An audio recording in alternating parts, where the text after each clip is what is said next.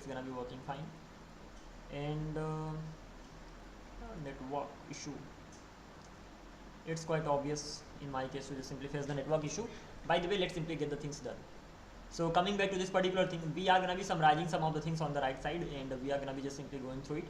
So we are gonna be building autocomplete engine over here, and ultimately design top k most search queries. So what should actually happen, that as you type in the search input, a request should be sent to the server, and server should be giving you some server should give you some responses based on, I mean, some, yeah, server should give you some 6 to 7 responses based on the current input.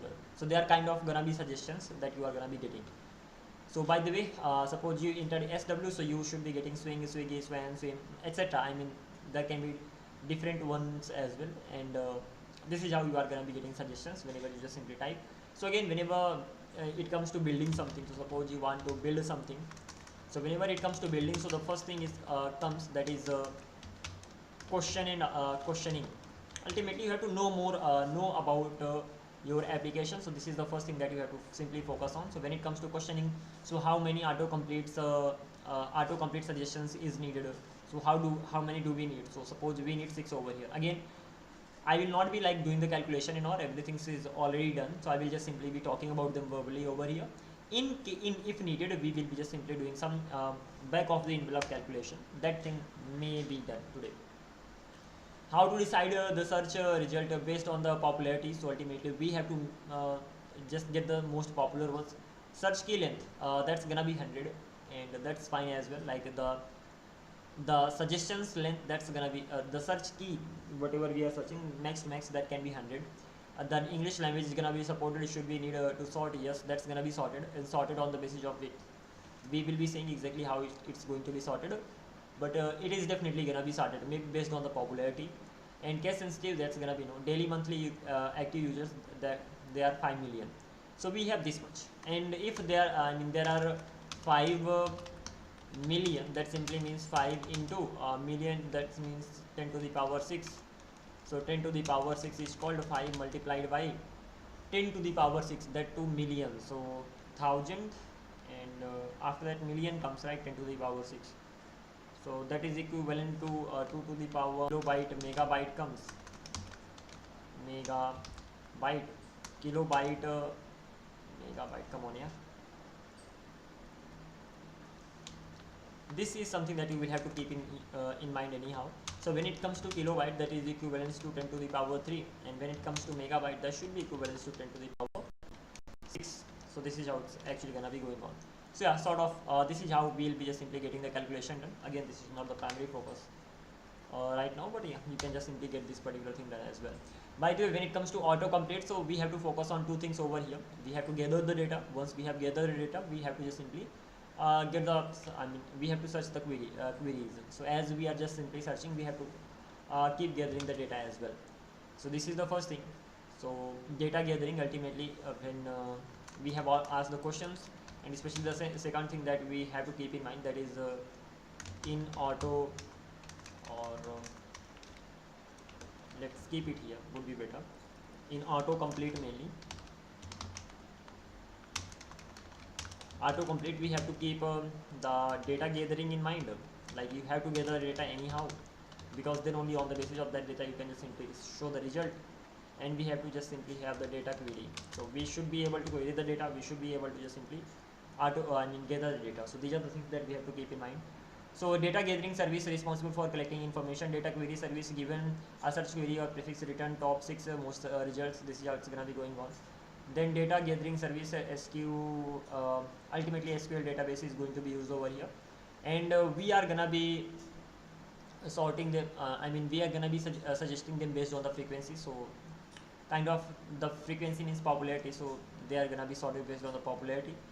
Data query search, that is fine. Ultimately whatever the key, that whatever the search is, that's gonna be the key, and the frequency is gonna be the value over there. Or even we don't need to do it, we can just directly save it here. How keywords means what keywords, query second, what does it mean? Yeah, how QoS works means how query service works. So we are going to be selecting everything from frequency, where I mean it is pretty simple. It is just simply saying that from the frequency we are gonna be selecting everything. So this is the table that's gonna be in SQL, and the data is going to be saved there. We are gonna be where query like prefix and percentage. This simply says that prefix is gonna be SW, so whatever has prefix called SW, just simply get all of them. That's gonna be ordered in the decreasing format by frequency, and limit is gonna be 6. That simply means at a time I'm gonna be getting 6. This selected from frequency doesn't make any sense. This should be something else. This should be, because frequency is just one of the columns, not the database. So this is sort of wrong over here. Remaining things are fine. Okay, next solution. This is one of the first ways, actually. One of the first ways in the sense you are gonna be using SQL database, and when you are using SQL database, so you are gonna be just simply saving the words and saving their frequencies. But the thing is that there can be unlimited words in the sense there can be many words, and if you actually store them, it's gonna be hard to just simply maintain all the words because there are actually many. Thus your database will not be able to handle this much load, and that is why we need to use we need to go with another way, and that another way is nothing but trees. So we are just simply gonna be talking about that. So next solution that's gonna be coming, that is trees data structure. The biggest problem, the problem with this is that data set is small, and if you don't have a lot of words, then that's okay, you can use this. But the thing is that in real world we have lots and lots of words, and hence when we have a lot of words, it's gonna be hard to just simply query them. Even if we index them, that's not, it's gonna be like a CPU extensive, ultimately source extensive, plus thus it will be slow process. So we will have to just simply go through both the things. Hence we are gonna be using tree data structures over here. When it comes to tree data structure, so it has a lot of nodes. There can be multiple nodes as well. It's not like there are two types of nodes, right? There are something called binary, so there should be only two nodes. But in this particular case, there can be multiple nodes. That simply means more than two nodes, and each node contains a word, and like S, W, I, M, just like this. So each there are gonna be many nodes connected to each other, and they will just store some information. Like this one stores S, and it can even store the frequency as well. So what will happen, as we are just simply going through them, so suppose I entered SW, so S I found, then W I found, and after SW this can be one of the suggestion, this can be one of the suggestion, this can be one of the suggestion, this can be one of the suggestion. So in this way we will be able to just simply get the suggestions. And what happens that SW is common among all these words, and as it is one of the common words, we are just simply writing that once. So this way we don't have to use a lot of space for duplicate things. Even if something is being repeated, we in SQL we had to just simply create a row for that.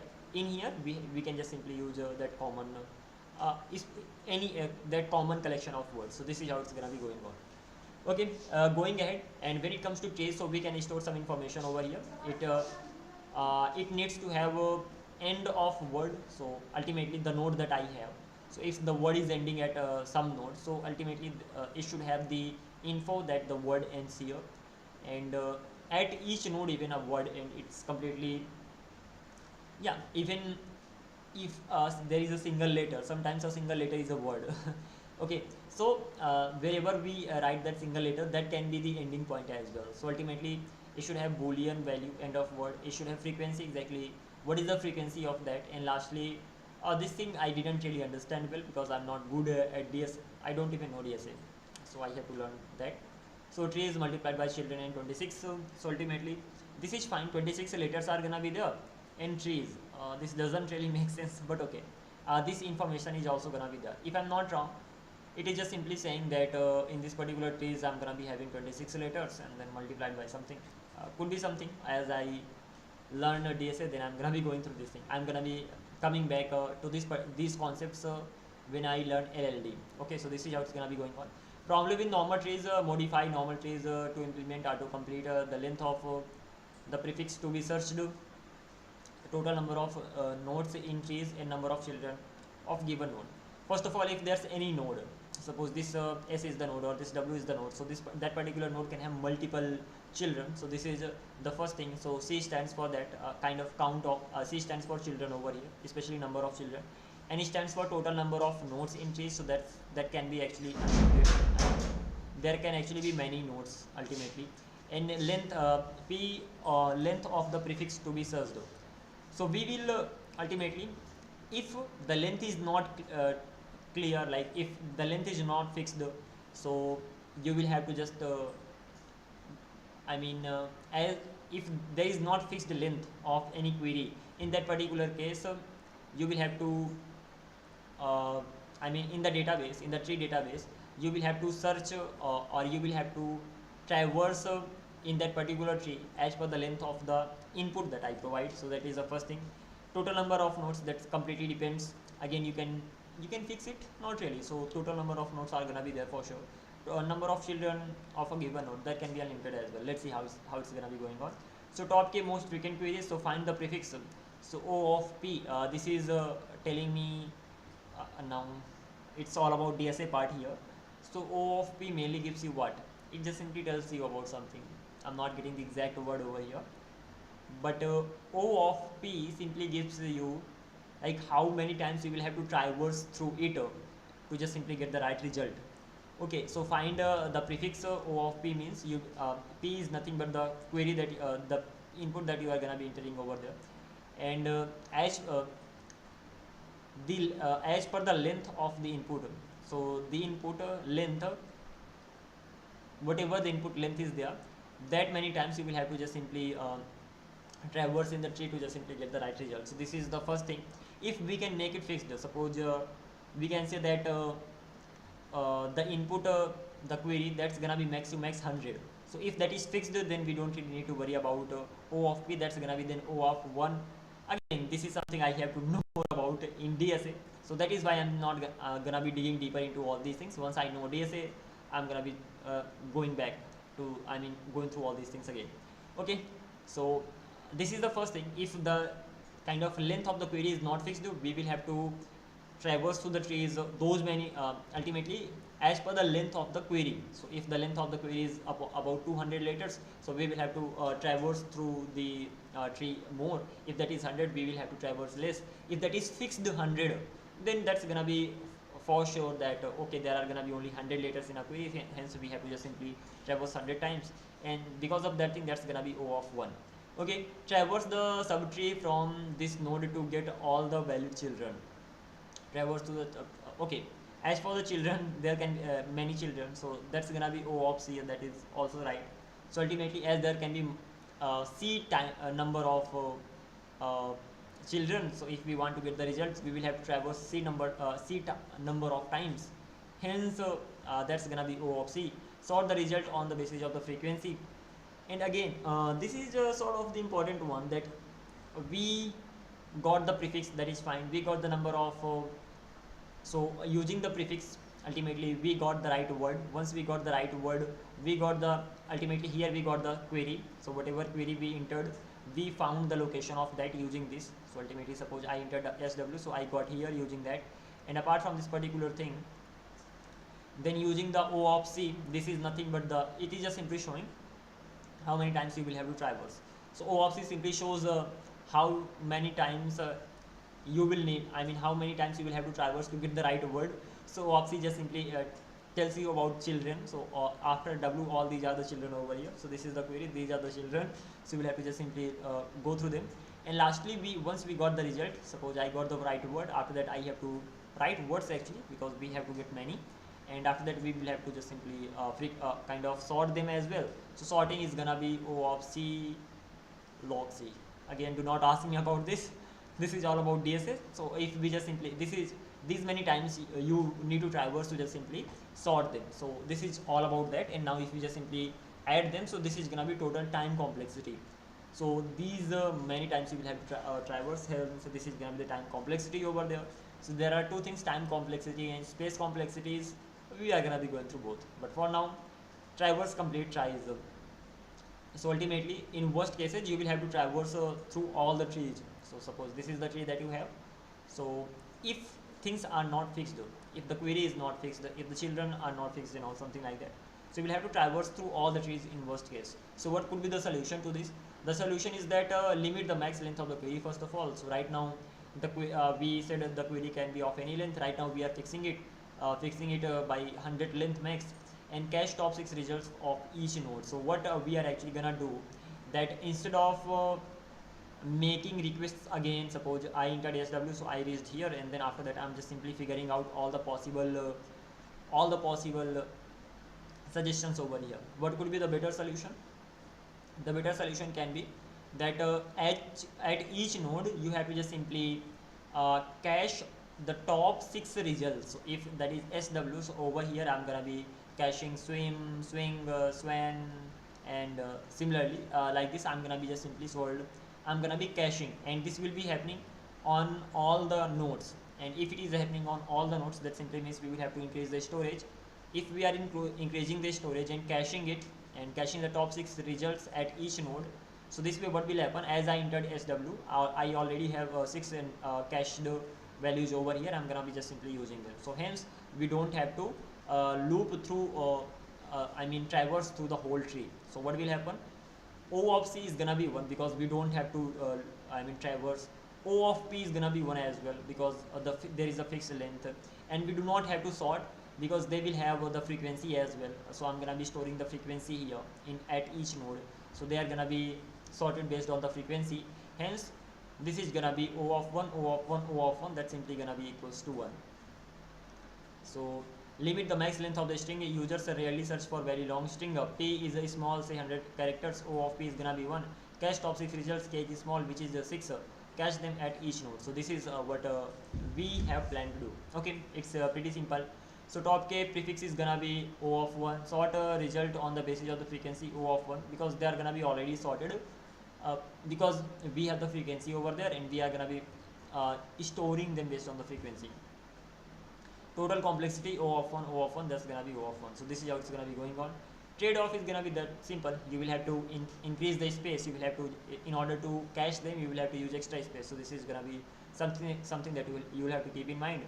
And when it comes to how to cache, so there can be many things, and ultimately when it comes to caching, so you are gonna be using Kafka again over here, and Kafka will have workers, and those workers we are gonna be just simply saving them in the cache in every 1 week or in every 1 day. It depends exactly how real time you want your system to be. By the way, real time versus almost real time, it's pretty simple. Real time means it should be exact real time.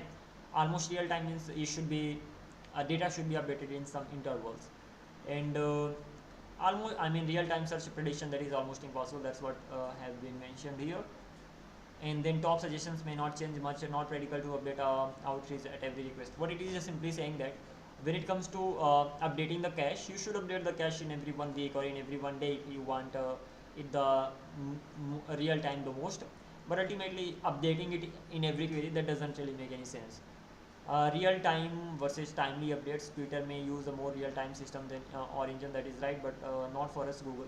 So suppose in Twitter what we have hashes, right? Hashtag.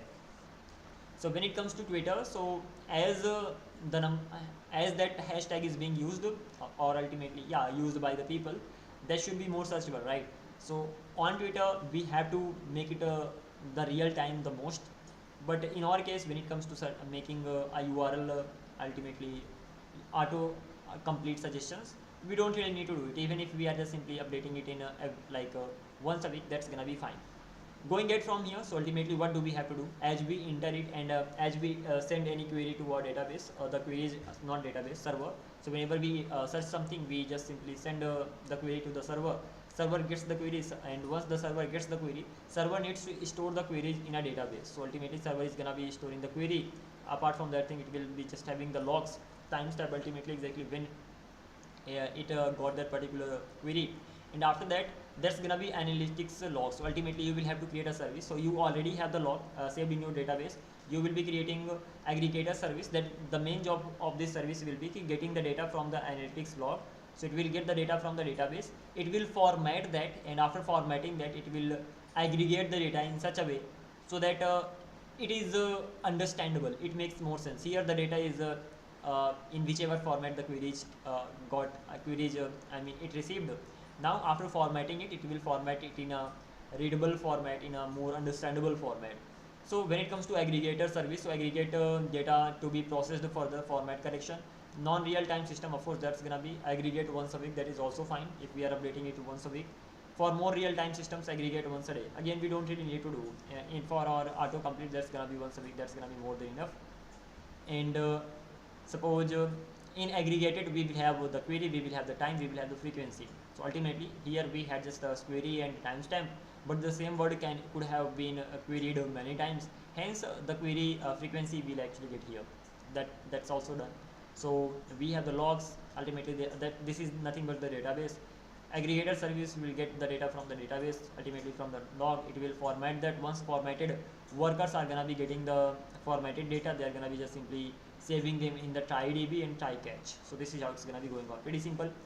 When it comes to workers, so set of servers that perform async operations to build or try ds and store in the try-db is pretty simple. They are gonna be nothing but some of the servers, some of the services that are simply working on, and try data in the key value format, because directly the data cannot be stored in the try and keys format. Hence we will have to format the data, and for formatting the data is pretty simple. What we are actually doing over here at each node, what we are doing at each node, we have 6 cache the result. So ultimately that query is gonna be the key over here, and the cache result is gonna be the value. So this way I will have the data.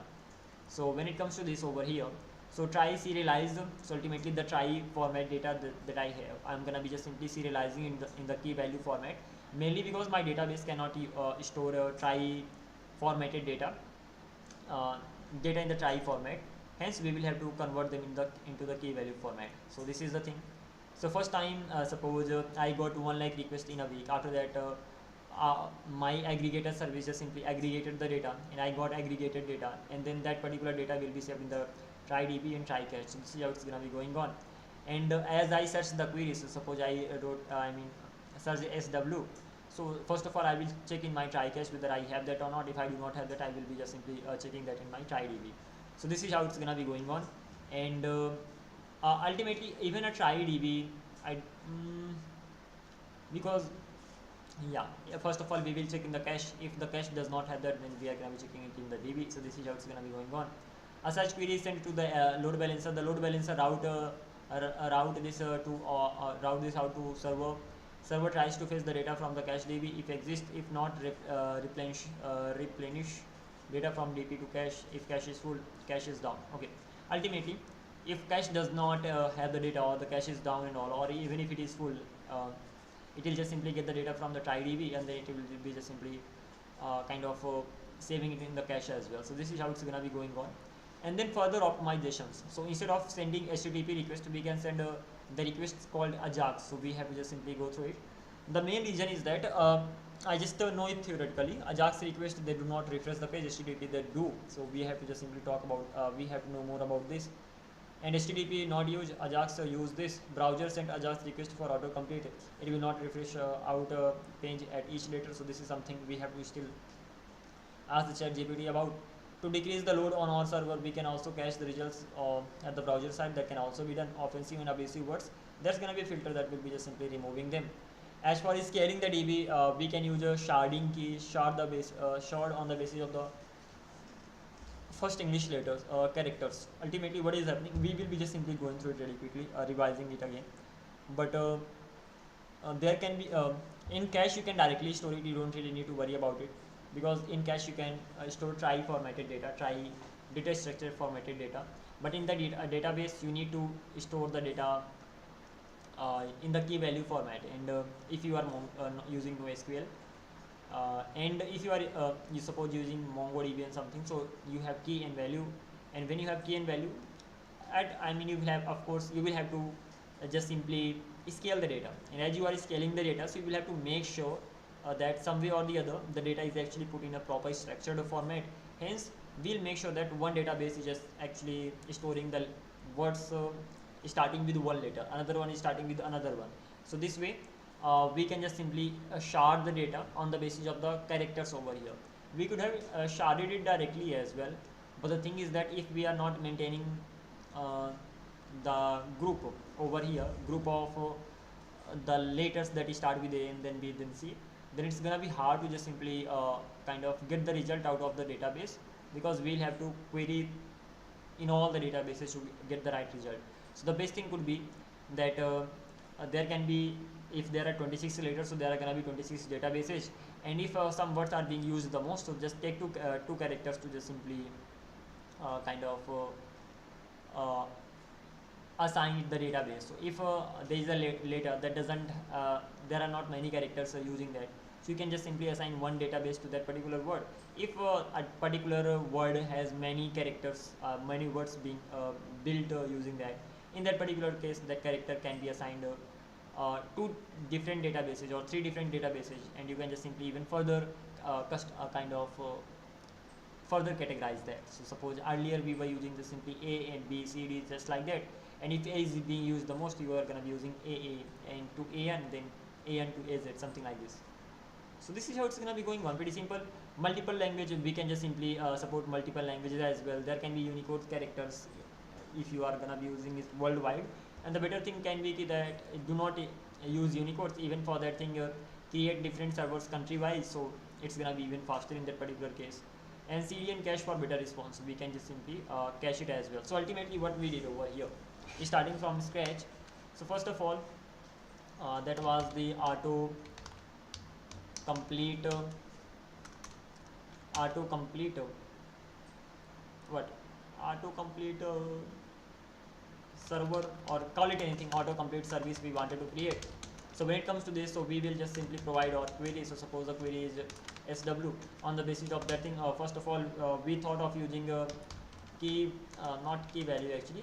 First of all, we thought of using a SQL database, but the problem was that even if we were storing all the queries, query plus their timestamp, and then we were just simply formatting it. So when formatted, we got their frequency as well. Still there could have been a lot of words, and it's gonna be hard to just simply it's gonna be hard to get the data from the database. It's gonna be time consuming. So we switched to try data structure. Again, this is something I have no idea about. Like, I know it theoretically, but I've never worked with this thing, so I'm gonna be digging deeper into it in future.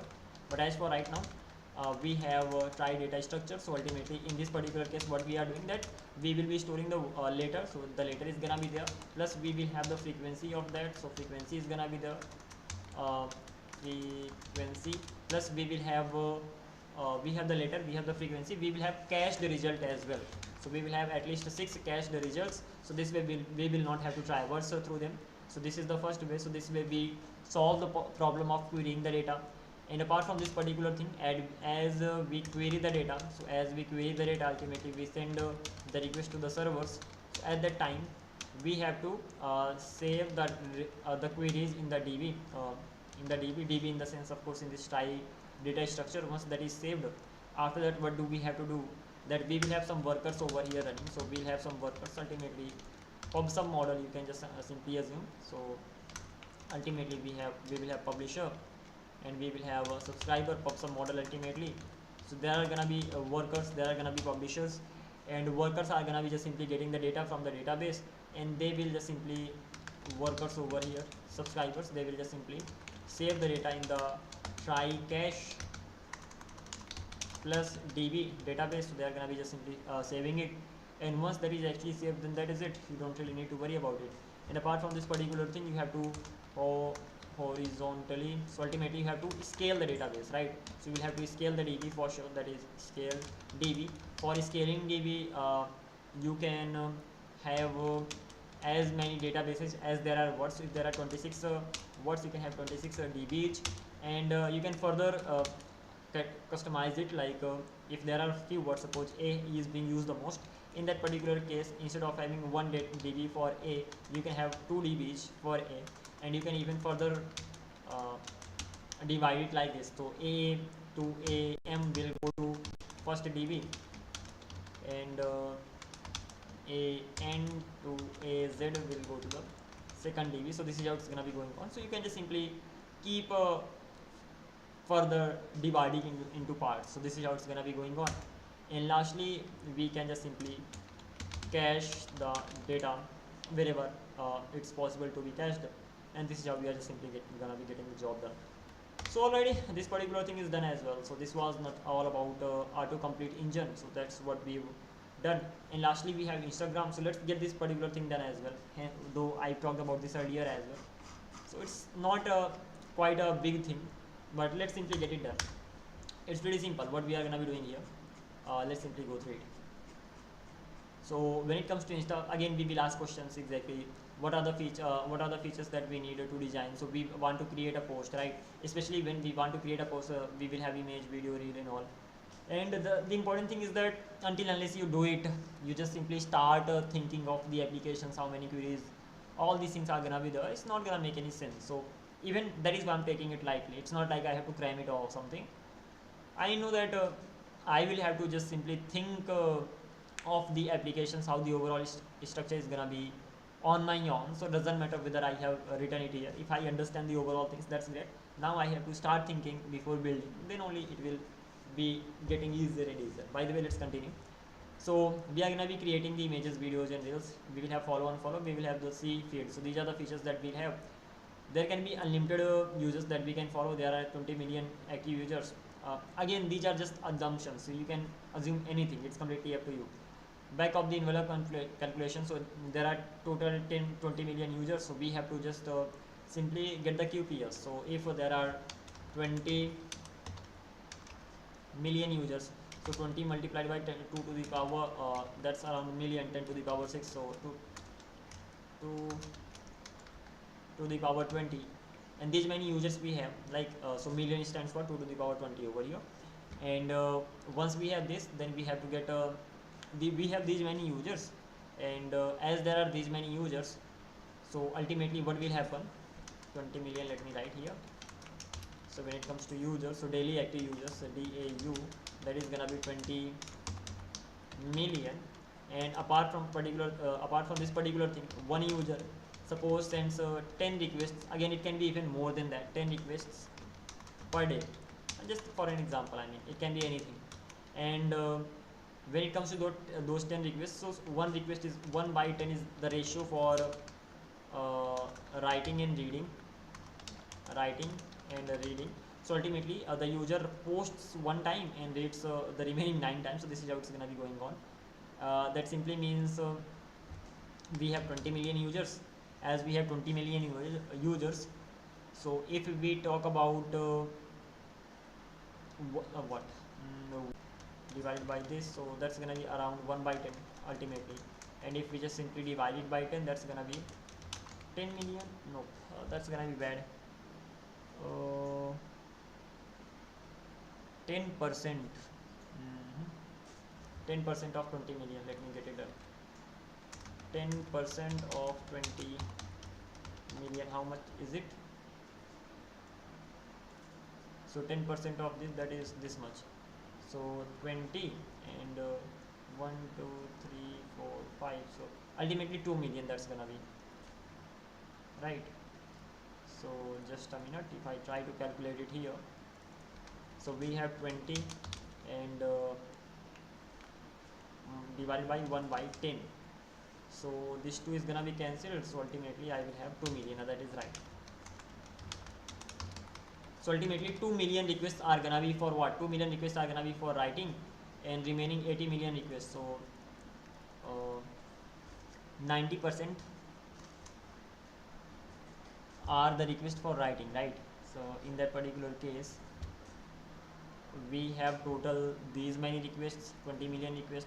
2 million requests are for writing. So when it comes to writing, so we have 2 million requests, and the remaining requests are gonna be for reading. So when it comes to reading, so there are 18 million requests in that particular case. So this is how it's gonna be going on. The question is how you will be calculating it. So 10%, 90% we have to get. So 20 multiplied by 90 divided by 100. This is how. So ultimately 0 0, they are gone, and this 0 is gone, and 9 multiplied by 2, that's gonna be 18. So 18 million we have here. So yeah, it can be calculated like this as well.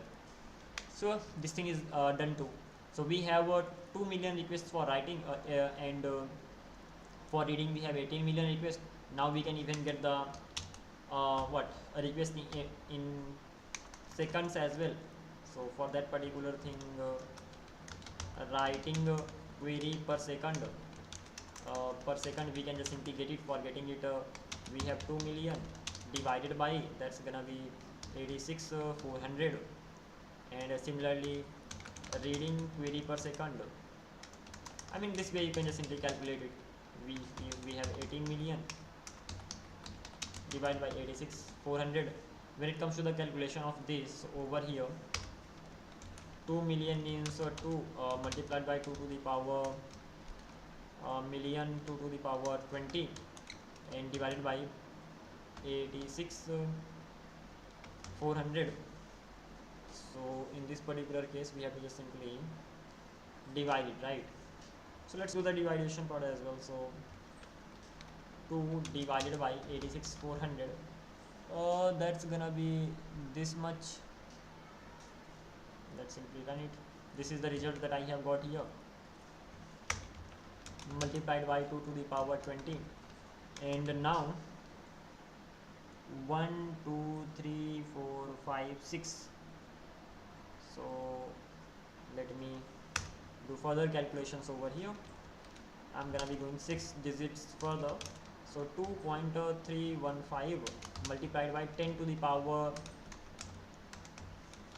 minus 6 multiplied by 2 to the power 20.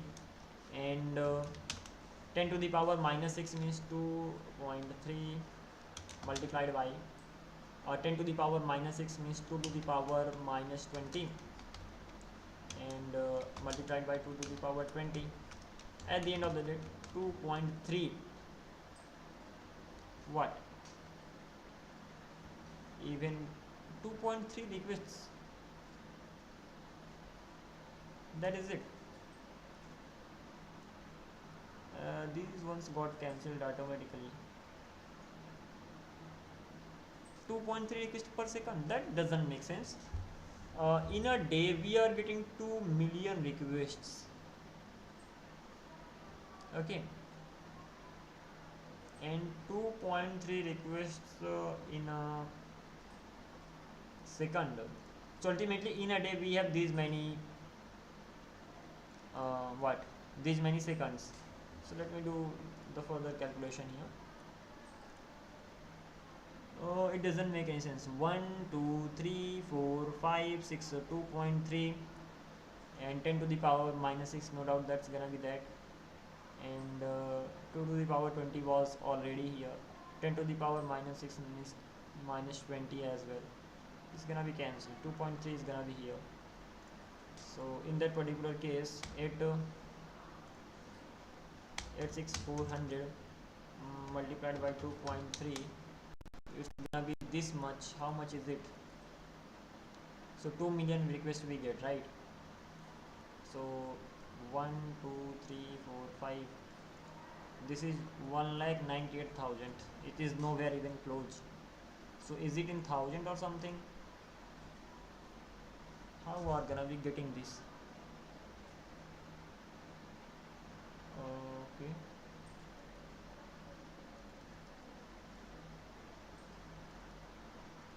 let me take the help of AI here, whether it is right or wrong. uh, I'm not sure about this particular calculation here. Is this right? On right, but the math went off in the middle, the final. So what happened? Right per day 2 million, 23.15. So I just made a mistake somewhere. So we had this much million, 86 400, 2 million 2 to the power 20. That's incorrect. So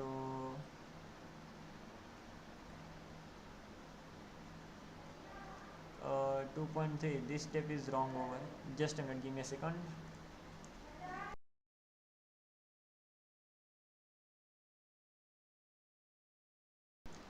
Alright, let's simply get this calculation done. So this step is wrong mathematically. So let me see. I mean, it's simple, isn't it? We should be getting okay, let's see. So we have 1 2 3 4 5 6 7. It is saying that this particular step is wrong over here. So let me check this thing again. So we have 2 million, that's mainly gonna be for writing, right? So 2 million to the power 20, that is right. So 2 divided by, and that's gonna be 86 400, and that is gonna be this much. Now 1 2 3 4 5. Oh, there are extra zeros here, that is why I was facing the issue. There are extra zeros in, now this is right. So 1 2 3 4 5 6. So ultimately it should be 23.15, and it should be ultimately 23 at the end of the day. So in 1 second I'm gonna be getting 23 requests, writing requests. So this is how it's gonna be calculated, and you can even calculate the storage and all. And similarly the same thing is gonna be done for the reading as well. Let's not focus on this thing much, but yeah, that was my bad. And 23 requests we are gonna be getting in 1 second, and if we just simply calculate it for a day, 23 multiplied by 86400, so this much we are gonna be getting 19 point something. So 1 2 3 4 5 6. So it is actually around what this is around, let's assume it is 2, so I can have it 20, and it is already 987 or something. So 20 and 1 2 3 2 1. So 1 2 3 4 5 6. Ultimately it's gonna be, this is just the approximate value, 2 to the power 2 to the power what 6. So 2 multiplied by 2 to the power, or I can even say 2 multiplied by 10 to the power 6, and that is 2 million around. So yeah, it does make sense. Okay, so this particular thing is done. Going ahead from here, and we can just simply calculate the storage unit, QPS, all these things can be calculated easily, so that's not really a big problem here. And functional requirements, user can create the post, user can follow another user, user can see his or her post. First of all, availability is gonna be more than consistency. I mean, that's gonna be more important than consistency. Scalable, it should be scalable till up to billion users. When it comes to social media interactions, so Facebook, Instagram, LinkedIn, they use bi-directional. Bi-direction in the sense you can follow others, others can follow you. So this is gonna be bi-directional. Undirected graphs. Again, graph is going to be used. I've never used graph in my lifetime, so this is just gonna be the theory thing. Soon I'm gonna be learning about it, so I have better idea. So graph DB is gonna be used is so that, I mean, whenever you are just simply following somebody or the other, so at that time graph, yeah, DB does better job, hence a graph is gonna be, DB is going to be used. And for the Instagram, we are gonna be just simply following the others, and this is gonna be directed graph. Ultimately what happens in Insta, that you can follow others, others can follow you, but in Facebook, as you follow others, others get followed automatically. I mean, because even in Insta others can follow you. So unidirectional means when you follow them, so just following is happening, and bi-directional means when you follow them, that person starts following you automatically, if I'm not wrong here. Okay, linked hybrid approach, connection follow. LinkedIn, it just simply uses the what hybrid approach, because there are connections and there are followers as well. So when you are following them, that can be what directed graph. When you are talking about connections, that is yeah. So whenever you are just simply following them, so that person is getting in your connection, and similarly you are getting in their connection, if I'm not wrong. Hence that's gonna be bi-directional. So undirected and following is gonna be directed one. By the way, what exactly happens, you make a request to the Instagram feed, you just simply get your result. And when it comes to postings, you are gonna be posting image, video, reel and all. You are gonna be just simply sending the what caption, content, and timestamp and all these things. And there is something called idempotent, that simply means doesn't matter how many times you make a request to the server, the result is gonna be always the same. So it's pretty simple. Idempotent means get, put, post, delete, they are idempotent by default. Post is not, so you will have to make it. Means it doesn't matter how many requests you have made to the database, the result here in the server is always gonna be the same. Or not the database, doesn't matter how many requests you have made to the server, the result is always gonna be the same. So this is what the idempotent means over here. Then we can follow the user, we can just simply get the feed. High level overview. So ultimately what happens that uh, whenever we are just simply posting something, so that gets saved in the post DB, and we are gonna be using Amazon S3 suppose for the images, videos and all, and use a simple key value store to just simply store the data in the post database. It will just simply have a title and all these things, and then Amazon S3 will just simply store the images and all. So user following other users. So whenever you are following other users, so graph DB is mainly gonna be used over there. There can be many to many relationships. First of all, can be easily modeled by graph. That's why we are using graph DB over here. That's pretty simple. And user viewing his or her on feed. So ultimately, user to whom you follow. So what is the user? User is simply, I mean, posts a post or on his channel, so to whoever you are following, reverse a chronological order. So what happens that whoever user you are following, that if that user just simply posts something, so fetch the users following list. So first of all, you have to get the following list of the users that you are following, and fetch all the new posts from the list, and finally sort the list in chronological order. So this is how it's just simply gonna be done. So we are doing pretty simple thing. From the graph DB we are getting the list, and then as we got the list, we got the ID. Using the ID we got all the posts. Once we got the post, we just simply saved them in the feed cache, a list of post IDs and user IDs, and then that is it. In the feed DB we are gonna be just simply saving those feeds, and Amazon S3 will have the information. Okay, like Amazon S3 will have the images, videos, all these things. As for this feed DB, this simply contains the, I mean, mainly feed related posts. So this is how it's gonna be going on, and ultimately it's the feed related results are gonna be cached, and they are gonna be saved in the database as well, so that it can just simply get the result, the most used result directly from there. I mean, it can get the feed result directly from there.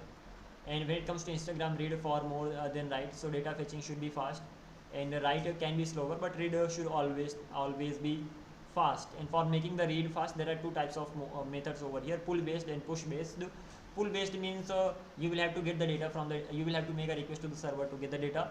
Push based in the sense server will push the data to your on the client side, and that's gonna be cached. So that is also possible.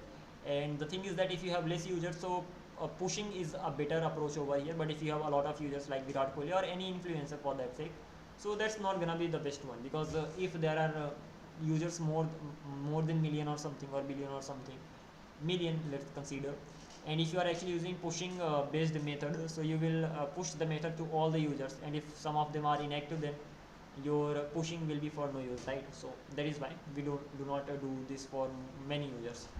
So pull based model, cons slow, better for users that are inactive.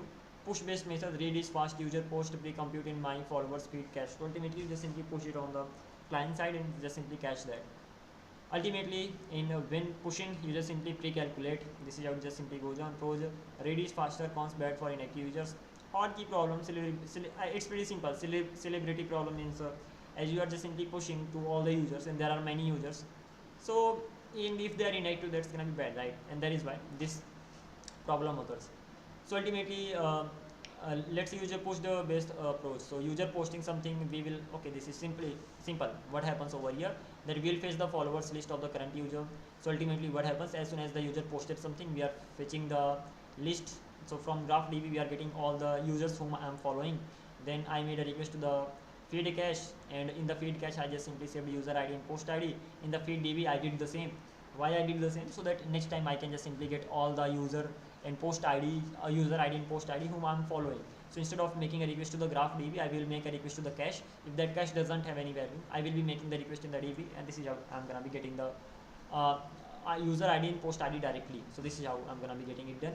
And when the user sees his or her feed, so it's pretty simple. Got it. Everything is pre-computed here. So if you are using pull based, so user is gonna be pulling. If you are using push based, so everything is gonna be computed there. And if the user is inactive, that's gonna be problematic. Hence we are gonna be using the hybrid approach. Hybrid approach in the sense, if the follower is less than 1 million, use push. If it is greater than, use pull. Sorry, if it is less than 1 million, use push. If that is greater, use pull. So I have many followers. This is also done. And let's talk about this particular thing right here. And what is this? Region to use Kafka cache DB through input is less to make our API calls are simple. That's fine. Okay. So ultimately, a client sends a request to the load balancer, and when the request gets sent to the load balancer, so you will ultimately here you will get the, suppose you opened your Instagram, so ultimately your post service will start doing the job. So when your post service starts doing the job, so it will get all the users from the graph DB. Once it got all the users from the graph DB, it will get the posts from the post DB. Once it gets the post from the post DB, it will just simply show you that. And not only that, there is something called a feed service here as not okay. Went wrong over here. Post means you are actually posting the things. So posting the things in a sense, whenever you are posting something, so first of all you will check whether that particular user actually exists or not. First of all you will have to just simply check all these things. Then you are going to be posting the other things in the database, and once that is actually posted in the database, then that is it. You can even check in the graph whether that particular DB exists or not, sorry, user exists or not. So you are going to be making request to both these databases, and you will be getting the job done. Second, whenever you are following something, so of course in the graph DB you will be making the entry. Kafka, you will just simply push it to the Kafka. Kafka will have its own workers that will be just simply uh, graph DB Kafka. That doesn't make any sense. Just a sec.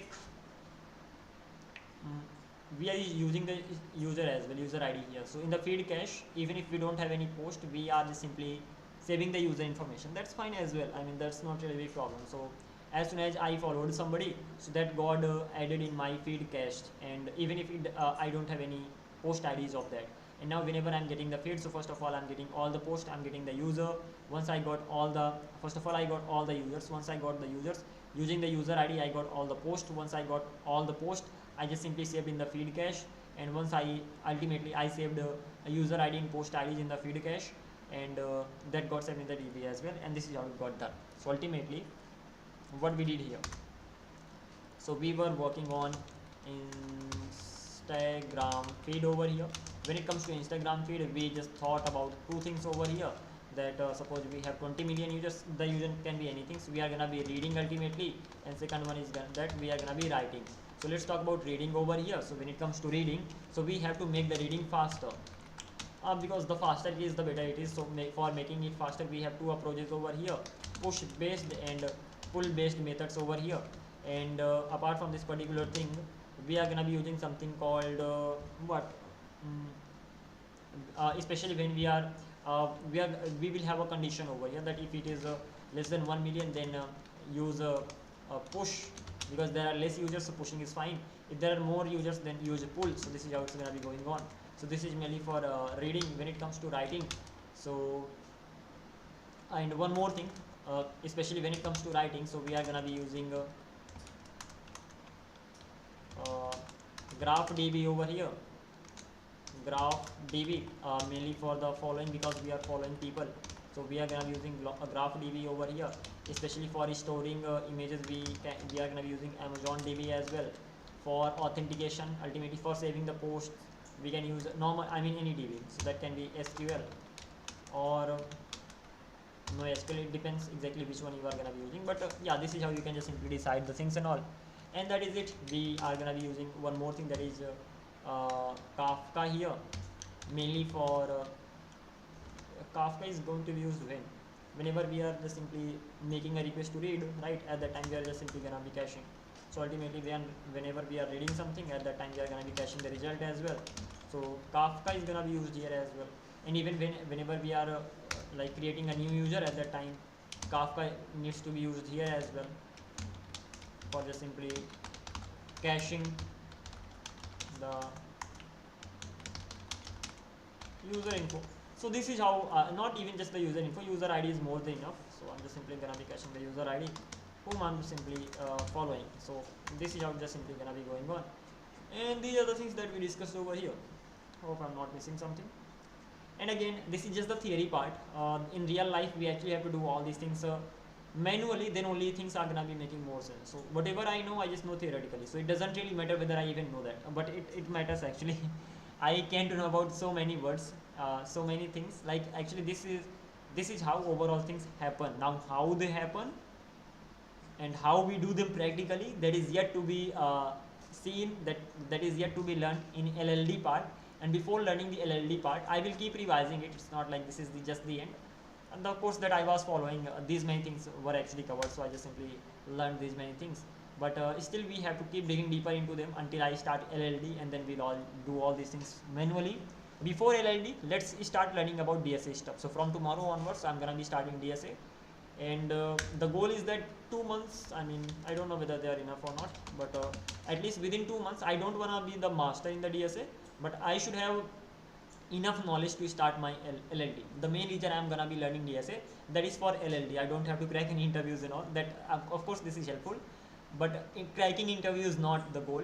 Learning LLD is the goal. So within 2 months, I'm gonna be learning enough DSA to be able to start learning LLD, low level design.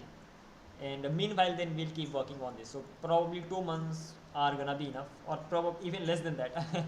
I'm not sure how long it's gonna be taking, so I'll give my level best, and let's see how it's gonna be going on. Okay, so that was it for now. I'm gonna be catching up soon. Now I actually have to go and have some food, and after that I'm gonna be back, and then we have to cover these things. This thing is covered, that is great.